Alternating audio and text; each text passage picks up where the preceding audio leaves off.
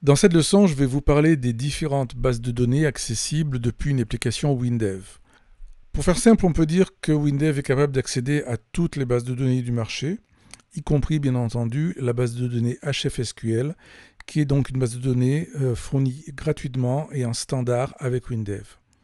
Alors pour illustrer les différentes bases de données accessibles, je vous propose de consulter ce document appelé Accès universel aux données.pdf qui est un document que vous trouverez sur le site PCsoft. Ce document vous résume bien toutes les bases de données auxquelles vous allez pouvoir accéder. Donc au centre, vous retrouvez la base de données HFSQL sous deux formes principales, classiques, c'est-à-dire donc fichiers locaux ou réseau accessibles directement par l'application, ou client-serveur, donc là aussi, comme n'importe quel système de base de données client-serveur, tel que Oracle, SQL Server, etc.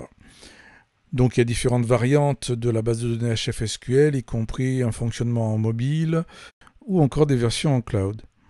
Ensuite, vous allez pouvoir accéder d'un point de vue global à n'importe quelle base de données pour laquelle vous aurez à votre disposition les drivers ODBC ou OLEDB correspondants. Et comme ce sont des standards d'accès aux bases de données, tous les fabricants de bases de données proposent généralement un driver ODBC ou OLEDB pour accéder à leur base de données. Le problème de ce type d'accès, c'est que ce n'est pas toujours le plus efficace et le plus rapide. Et donc, dans certains cas, vous aurez également la possibilité d'accéder en natif à d'autres bases de données. Donc, c'est ce que proposent les connecteurs natifs que vous trouvez ici en haut à droite et en bas à gauche.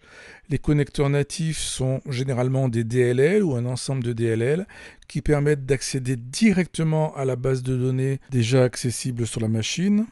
Et vous allez trouver des connecteurs natifs pour à peu près toutes les bases de données professionnelles existantes, telles que Oracle, SQL Server, Progress, MySQL, etc., telles que vous le voyez sur cette liste. Vous avez enfin la possibilité d'accéder aux données de différents applicatifs plus ou moins spécifiques, tels que Lotus Notes, Outlook, les services Google, les flux RSS, les serveurs LDAP, bon, toute une liste non exhaustive que vous pouvez voir ici sur la droite du document. Ce qui est fort également, c'est que tous ces accès pourront se faire avec une série de fonctions standards de WinDev, telles que les fonctions hash, comme hash premier, hash lit recherche premier, hash début, hash suivant, hash précédent, ou encore au travers de requêtes SQL. Et ces fonctions seront utilisables quelle que soit la base de données à laquelle vous accéderez. Donc vraiment un accès universel à toutes les bases de données existantes. Il n'y a pas de type de données auxquelles vous ne pourrez pas accéder au travers de vos applications WinDev.